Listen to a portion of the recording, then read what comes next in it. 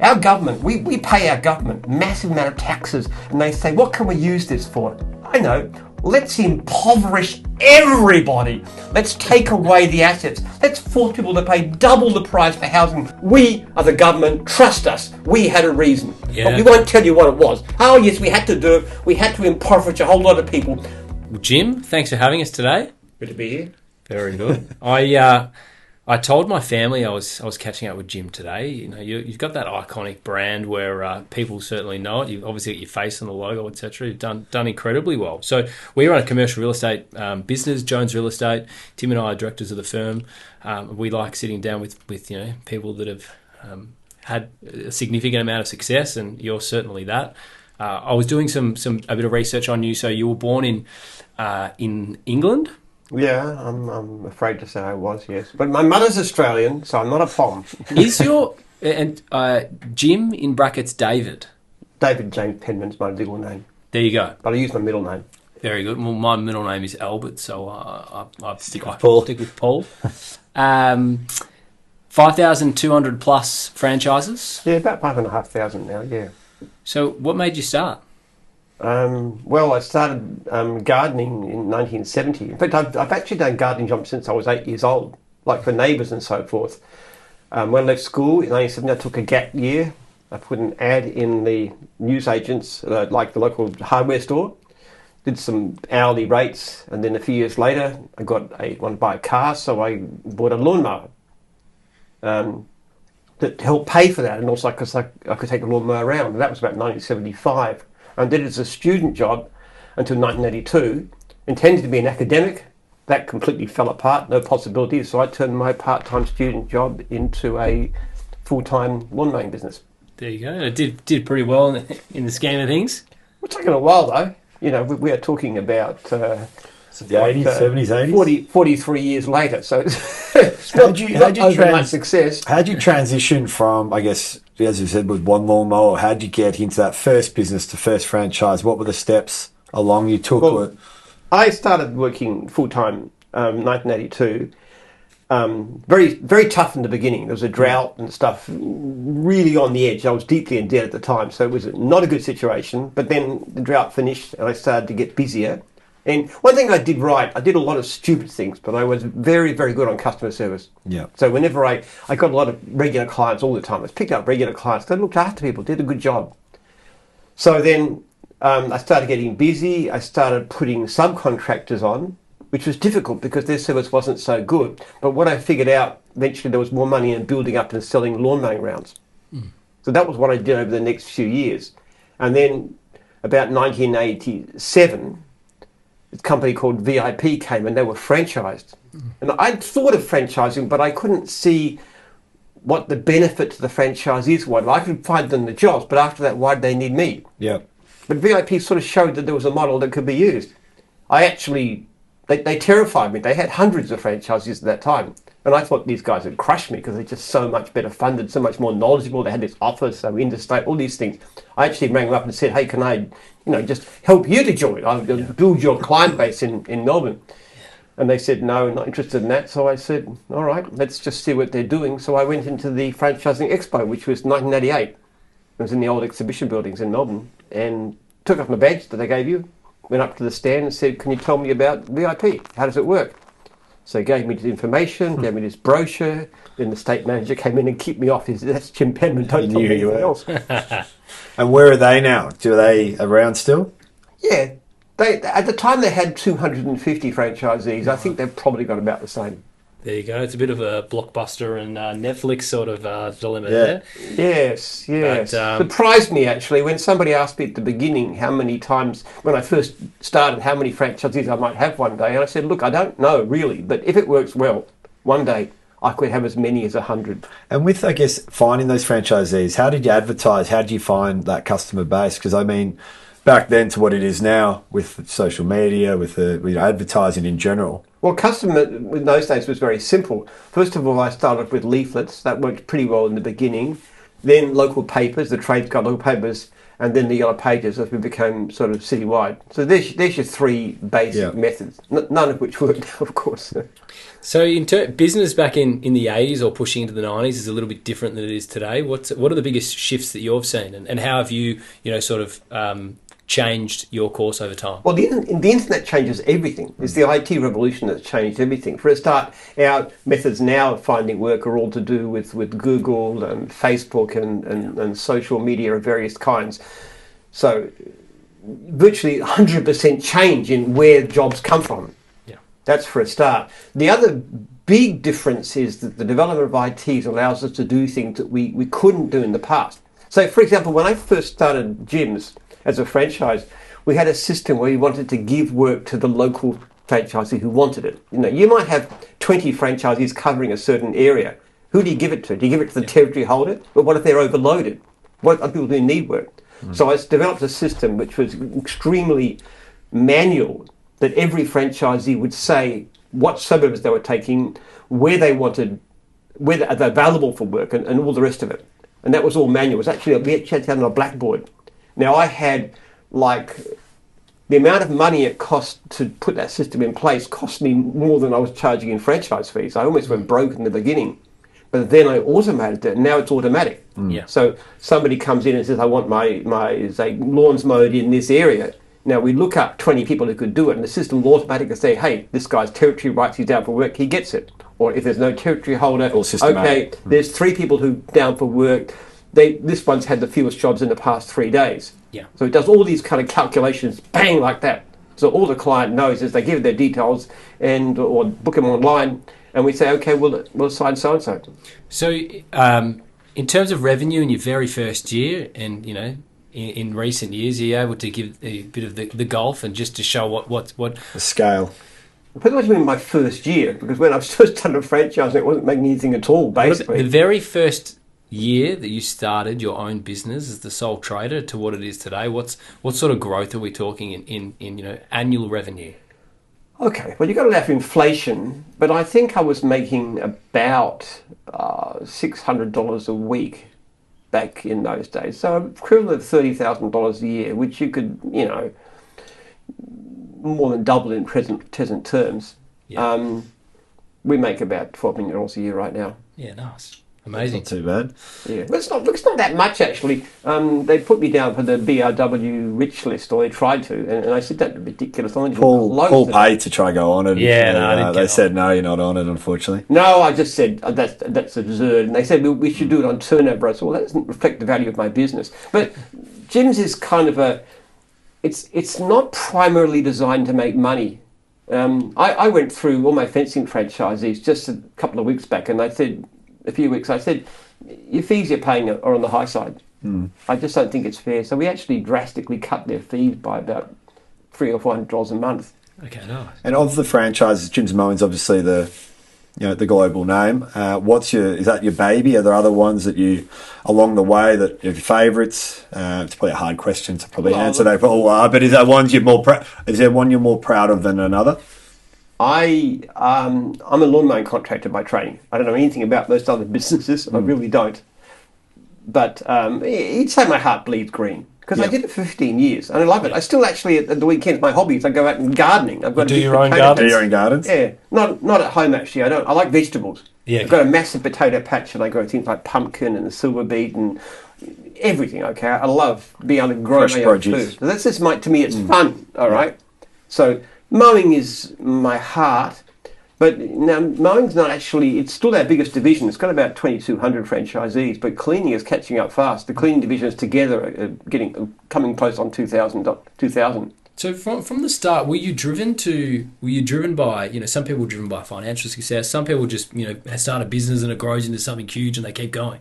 Was there anything that ultimately drove you to build, what you have created today? Yeah, the desire to do scientific research.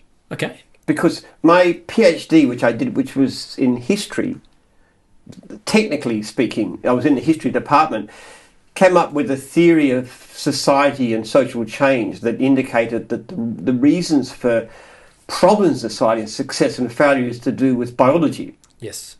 And an area I had no qualifications in. So I wanted to continue that, but I had no possibility of an academic post. And anyway, I had no training or background.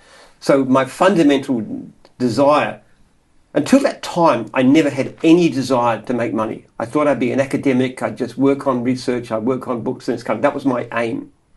Money, I lived very simply, did then, still do. But when I got to that stage and I realised my academic career wasn't going anywhere, I said the only thing I can do is to develop this, is to set up a research institute. And I've now got a research institute. In the last year, we've spent about $3 million, and I hope to have that increase dramatically. What are you researching?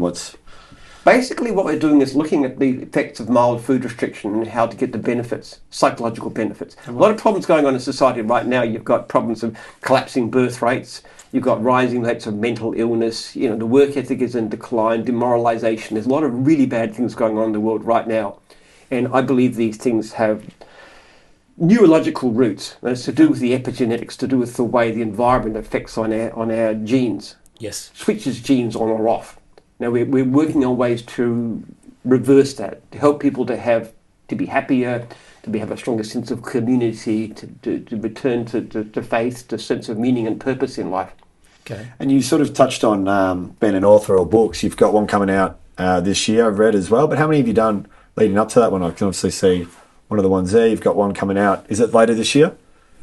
Yes, that's right. This is No Other Success. Yeah, No Other Success, yeah. That's my main... What I've done is a series of business books. Yep. Yes. Which actually get changed. Mostly what we do with those is give them out to the prospect, because it's a way of talking about the values of the company. You want to attract people who've got Jim's values, which are very service-oriented, service to franchisees. So these books are designed to do that. So like a marketing method or give them out. It tends to attract the people we want, people who really believe in service. There's this latest version called No Other Success that's coming out shortly, and that's going to be released to the public. I've had a professional editor look at it and help me with it, and it's going to be released in the States too. Oh, fantastic. Overseas. There's another book coming out towards the end of this year or early next year, which is called Birth Rate Crisis. Yes. Which is about my research and the problems that are going on in society, why these changes are happening, and what we're going to do to reverse them. And we're actually developing treatments. For example, we're at the moment testing about 61 different drugs which have similar epigenetic effects. Yes. We've been actually identifying them from using nerve cells in a sort of a...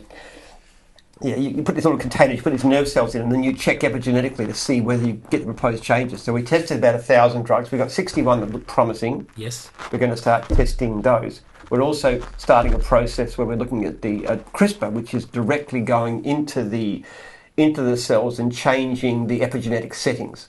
Looking at the ones we want to change and saying, okay, turn that one off, turn that one on. That's very exciting.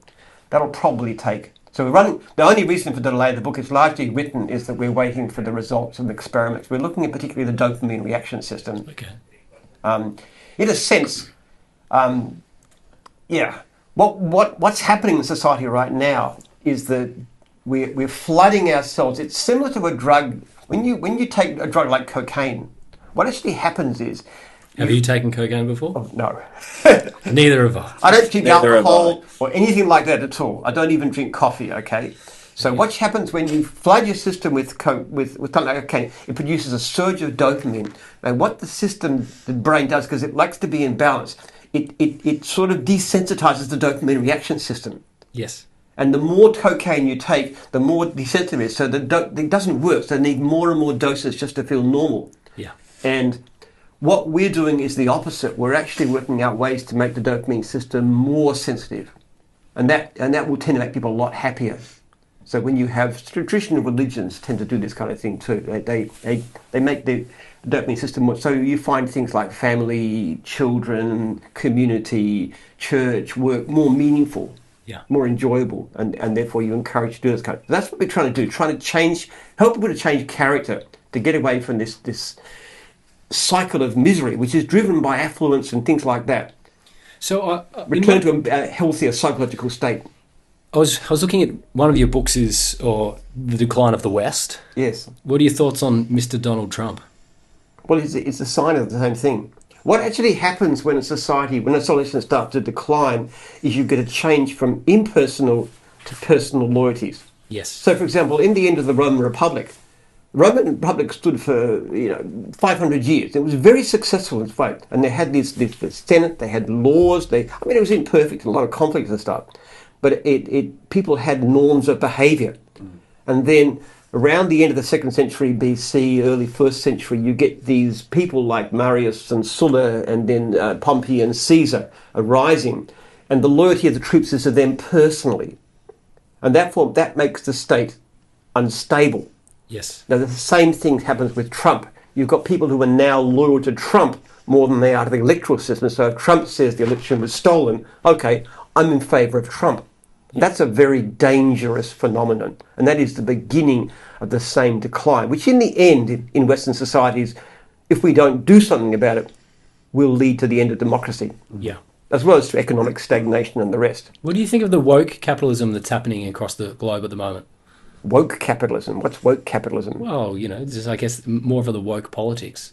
So it's you've got Trump that's on one side, and then you've got probably more of the left that are influencing decision making from childhood through to business. Woke is part of the generation of the society. Yeah, it's this. There's lots of really ridiculous idea, like all white people are by definition racists, for example. All men are by definition patriarchs, and it also, what it does is it blames society and these things for what goes wrong with the world, whereas it's in the individual that makes a difference. I believe in character. Yeah. A certain kind of character, a character that is disciplined, that has strong values, that is part of tradition of society that believes in honesty and these kind of things. A bit like our friend Tim here. Thank you, Jim. Hope so. Now, as we're a commercial real estate podcast and we're commercial real estate agents, maybe we'll go, let's veer to maybe the property side of things. Obviously, you got the franchises there. What sort of property are you involved in? Are you involved in development, owning property? I'm sure viewers would like to know what some of Jim spends his money on, whether it's property or lavish boats, lifestyle. Science. Mainly science. Yeah. Now, as far as property is concerned, I don't own property except for personal use. I own my house, or it's in my wife's name actually. I own this property here, nice, which is a nice one. I've got a small farm. So that's kind of personal use property. No commercial real estate. No commercial real estate at all. My wife's a property developer, so she's involved in that kind of thing. She goes in and buys a house and knocks it down and puts 3 units in place. Does that kind of stuff too. Nice. So she's in that area. I frankly, real estate's not my thing, so it's not not much good for your public. Research and what was the cocaine? That's probably not our thing either. Well, dopamine. Let me give you an example, okay? Let's just say you buy an investment property. What sort of return can you expect to get out of it? Depends what it is, maybe 4 or 5% if you're lucky, okay? Now, I could do something like buy a regional franchise back, repurchase a regional franchise. That returns about 25%. Yeah. Plus it tends to grow with time.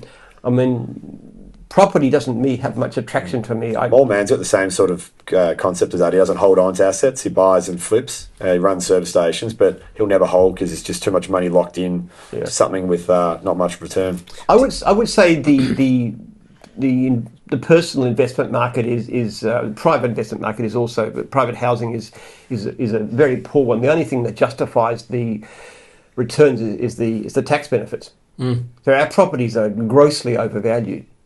If you look at the median house price in an area like, say, Houston, Texas, where they've got relatively lenient zoning, the typical house, the median house is a bit over $500,000 in Australian terms, which is about half what people are paying in Sydney and Melbourne. That's driven up by government regulation.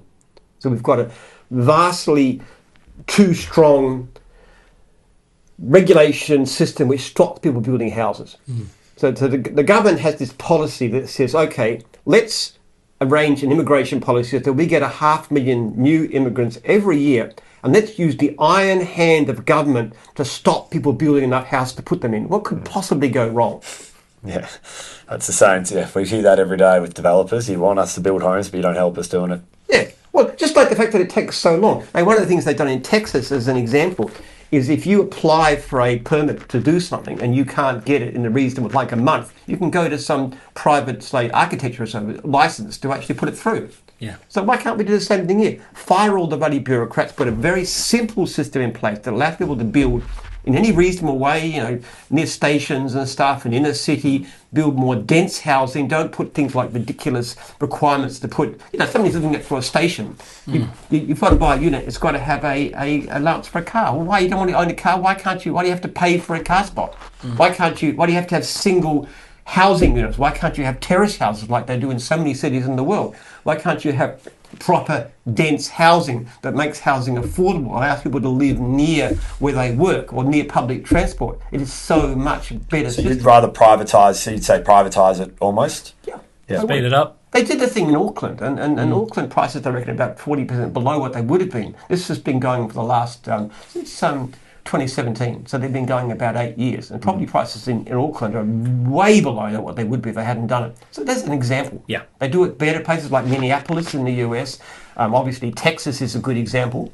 You know, in the house prices in San Francisco are like 3 times what they are in a similar sized city to somewhere like Houston or Dallas, one of those. Yeah. So zoning is a terrible problem.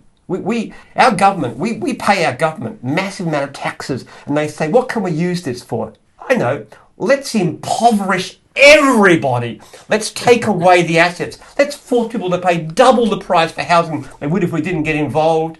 Let's. I just read an article in Australian this morning about medical implants. You know, the government forces private hospitals to pay way over the odds. You're not allowed to negotiate. Look, it costs Australian health system like $1 billion a year because the government forces them to pay too much. Or you look at something like, look at taxis, okay? Government enforced monopoly. Now, people like Uber and Lyft come along and break the monopoly. What happens, okay? Prices go down, service goes up dramatically as soon as you take the iron hand of government. Governments where we pay billions and billions and billions of dollars to government and say, make us poor. Yeah. You're certainly right. Maybe I think you're alone on that one. A lot of our clients. Well, it's about we should do something about it too. And I know perfectly well, if you looked at the way government runs, governments are incredibly inefficient. They do far too much of the wrong things. They try out the wrong things and they do them extreme inefficiency. Look, I worked briefly for the federal government for 6 months back in 1970. The job I had took barely half my time. And they wanted to give me a job that only took about 1 day a week. There was no efficiency at all. So if you take out that, we would have enough. If we cut back government to do the things that it needs to do and made it efficient, and took that money and then took away the ridiculous zoning regulations, you'd save enough money. You give enough money back to ordinary citizens to bloody well pay for their rent. what you're saying, I believe someone like you recently did that in the US by the name of Elon Musk and his Doge department. Yeah. Is it Jim's Doge coming next? But look, I enormously admire Musk. This is a great man, one of the greatest technologists of that time. If you look at SpaceX in particular, and I've read everything there is to know about Musk, what he did is fabulous. He's reduced the cost of space launch by 90%. This guy is an amazing. I have to say, when it comes to Doge, he's an absolute klutz. How could they possibly? I mean, Elon watches. Elon's one of our favourite. He's actually on He's next our number week. one subscriber. all right. I love Elon Musk as a technologist. I admire him as much as any person on the face of the earth. But look, they go in to do things like they fire air traffic controllers. They fire the people doing the most basic jobs in society. You need a scalpel. He went in with a blowtorch. I mean, that it's absurd. There's so much waste. I was so hopeful, actually. To be honest, when the election was around, I was hoping that Trump would win because His influence. because of Musk. I thought, you get Musk in, you do something about this bloated public service and take it back and do it properly. Who could do that better than Musk? This is the guy that goes on an assembly line and he looks at what they do and he says, why are you using this petard here when you can get one that's useful? This is an aviation. What, you can get one for a car for 1% of the cost. Why don't you use that? Give it a try. Cut this back. Do this. Kept on reducing costs. He goes right on the assembly line. This is an absolutely brilliant man. I also admire him too. I'm very much in support of him because of his system of his advocation of fertility. Yes. We're right on the same side. So in many ways, I enormously admire him. But what he did in government was terrible, and it really gave a bad name. You so badly need efficiency, governments that do what they're supposed to do to make people more prosperous. And I believe in government. We need governments to do things like, so we've got clean air and clean water and safe food. Governments do a lot of really good stuff, but they do a lot of stupid things. Hey, example, franchising, okay? The franchising code, okay? This is burying us deeper and deeper in layer after layer after layer. There is this disclosure document that everybody has to have. Now, let me tell you, this is a legalistic document that lawyers couldn't understand, that most lawyers could not comprehend. It's so dense. I asked a question, at least in training, we have 100 plus in training. I said, has anybody read the disclosure document? Not one person had read it. And yet we have this massive, we employ lawyers just to try and cope with the ever-increasing demand. Now, there's a very simple way to get franchisors to be ethical and do things properly. And what you do is you have a public body, you have a private body, interviewing, surveying franchisees across the country once a year.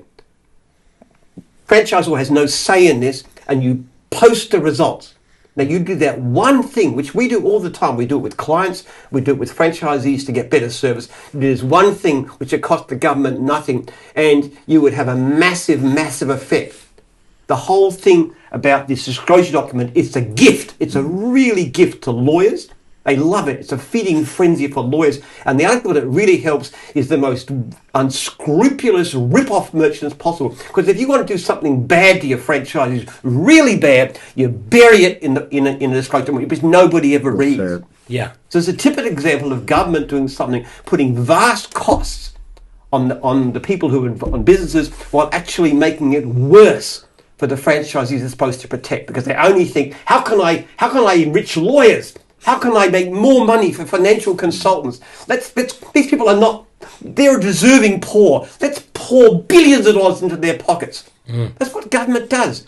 It's so stupid. It's so insane. It's so inefficient. It takes no account of the costs. Definitely. Well, they should almost do a round table. When you came in here, another example, this is government stupidity. You've seen this sporting complex on the right as you walk in, okay? It took us years to get that done. And the kind of things that the local government was getting us to do was saying, okay, first of all, you're going to put this up, there's a fire hazard, take these trees down, all right? Then it's say, okay, but if you took the trees down, don't take the trees down. So there's the result. You want to build this thing, you take the trees down, you don't take the trees down. Completely contradictory.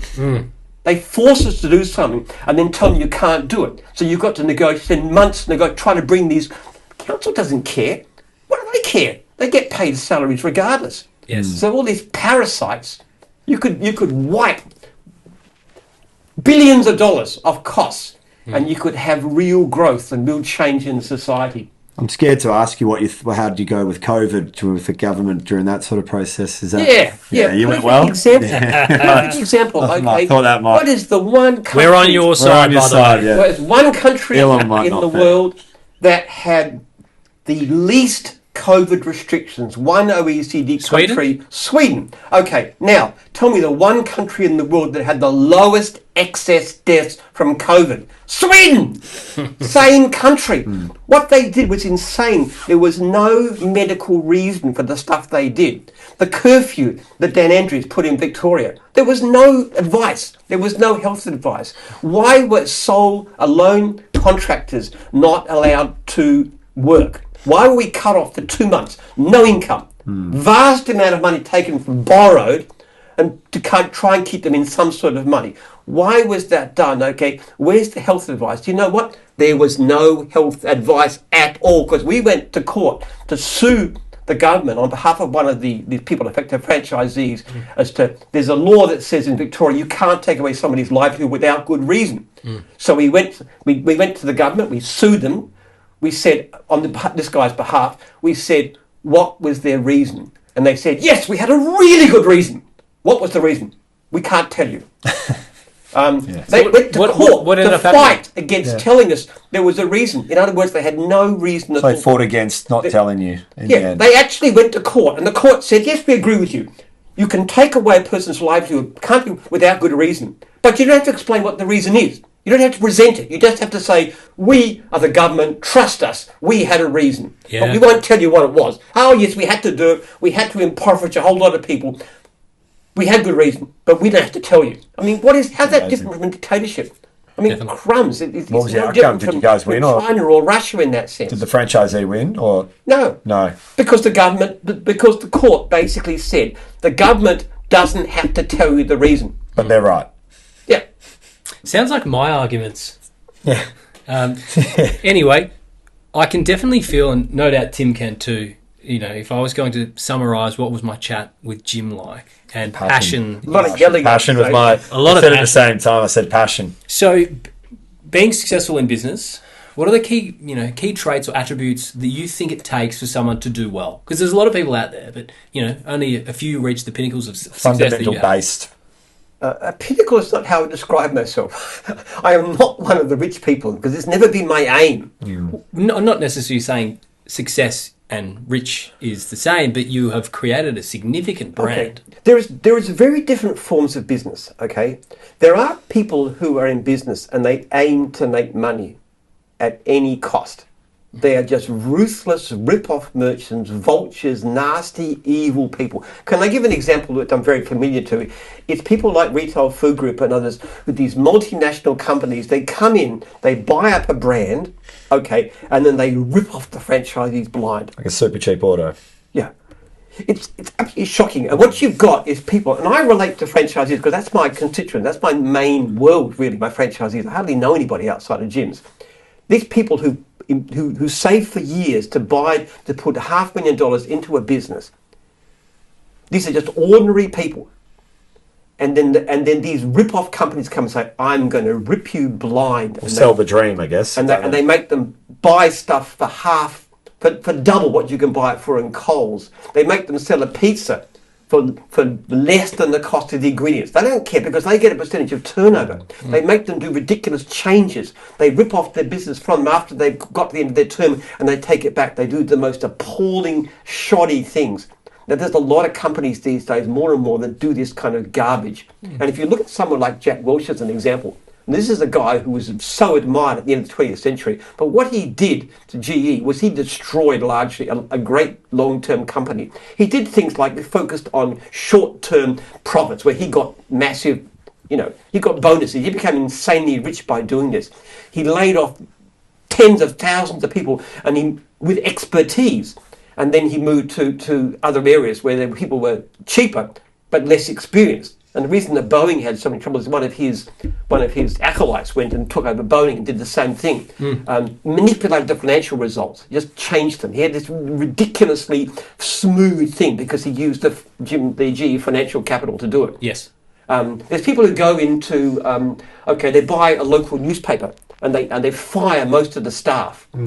And they just do almost nothing. But because there's these subscriptions going and they milk it for money in the short term. So there's a lot of these vulture capitalists around, and these people are evil. I really hate them like poison. So will you never sell gyms for that reason? No.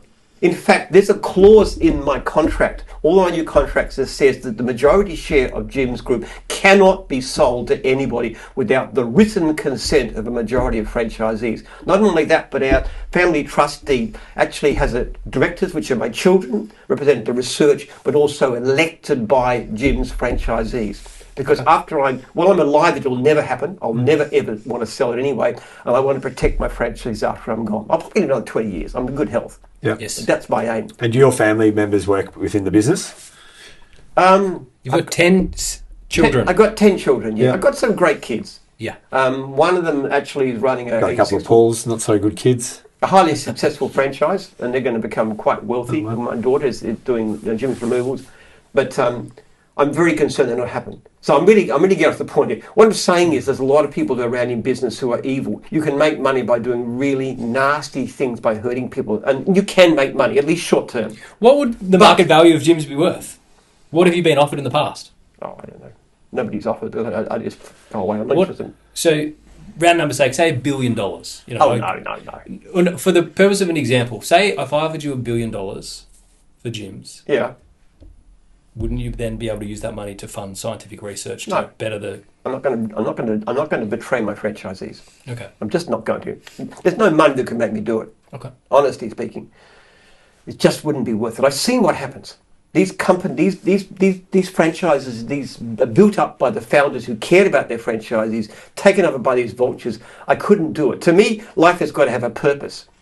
And my purpose is my research, my purpose is my family, and my purpose is my franchisees, who are like my extended family. I mean, every one of my franchisees has my direct phone number and email address, and they can call me anytime. Wow. One of them even rang me on Christmas Day, just to wish you happy Christmas. But what sort of conferences do you do for the teams, for all the franchisees? What sort of events throughout the year? Are there any sort of big sort of ones you do? Well, they have, basically we have multiple divisions and regions, so that it's more organised out. We don't do a lot ourselves.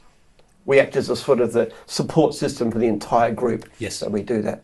But look, anyway, I got ranting before. The point of it is, my view of business is this: what you do, you first of all you focus on service. You serve the people you deal with. You're focused on them. It's not just the profit; it's the service, it's the people. And good, great long-term companies have that kind of orientation. So we look after, our first priority in Jim's is our franchisees. They're actually our number one customers. That's number one. Obviously, we've got to look after our clients.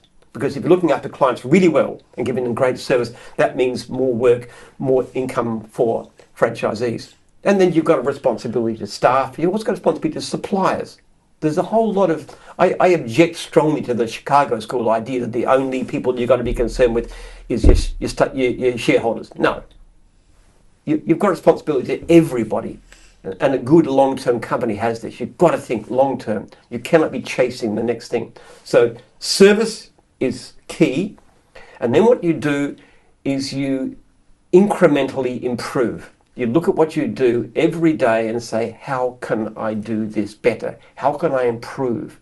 This is a mistake. How can I avoid that? How can I improve efficiency? How can I improve service? And IT is one of the greatest helps for that too. And AI, things like that.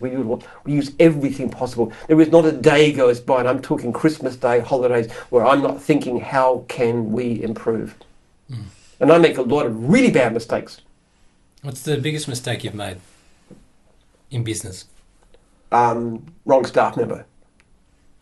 I won't say who, but somebody who just came in, basically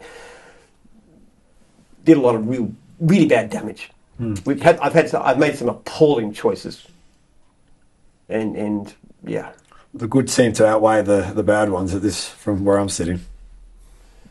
Well, yes, of course. That's the point. Look, I've got some brilliant people. You've talked to Joel, for example. Yes. I mean, Joel's fantastic. He's a young man who actually came in to do a casual, unskilled job, 12 years ago. Very junior. He's now one of my top managers, executives, and he is incredible. The work that he's done with social media and stuff is just amazing. He's great. And I've got so many other people too. I've got Megan, who runs what we call Bizza, which is selling jobs to other franchisees. I've got some great IT people, like people like Eugene and Dave and Safi, who are developing systems and maintaining them. I've got really good people. Charlene, who runs the call center, she does a really efficient job. She's just a great lady. So I've got a lot of really people around, great people, but I've made some terrible mistakes too. Definitely. When did you decide to shave the beard? Was it a tough call? Well, no, not really. The reason I grew a beard was way back. It was about 1982, because I had a fiancée at the time who liked beards. And I thought, well, if she likes the beard and I don't have to shave every day, why not grow a beard? So I grew a beard. So that's why I had one. In 2000, I found myself not from my own choice, I might say single. My beard at that stage was starting to go grey, and I thought, I do not need to look any older. Off it comes. There you go. Totally to do with women, nothing to do with anything else. It always we men live to please women, don't we? Yeah, unfortunately. I've been married to my wife now for 24 years, and I adore her. I'm crazy about her, and if she wanted to grow a beard, I would. Is there a butt coming? Butt? No butt? No, Lee. The two greatest things that ever happened to me my entire life were at the age of 28 when I became a Christian, and the age of 48 when I met Lee. How old are you today? 73. And then 73 when you did our podcast. Yeah. That's the third thing. Sorry? That's the third greatest thing that's happened. You delude yourself. My wife is amazing. She's been brilliant in the business, but she's produced 4 beautiful children for me, really great children, and I'm just crazy in love with her. I adore my wife so much. There's nothing in business that can equal that. You'll need to refer us to her because she's the property contact. By all means. Very good. Well, thanks a lot for your time today, Jim. It's been an absolute pleasure. We're very privileged to be with you and spend a bit of your time. So we look forward to seeing what happens in the future of Jim's, and maybe one day you can buy Jones Real Estate too. So franchise that out for us. Sounds good. Thanks, Jim. No, thank you, Jim. No worries. Thank you.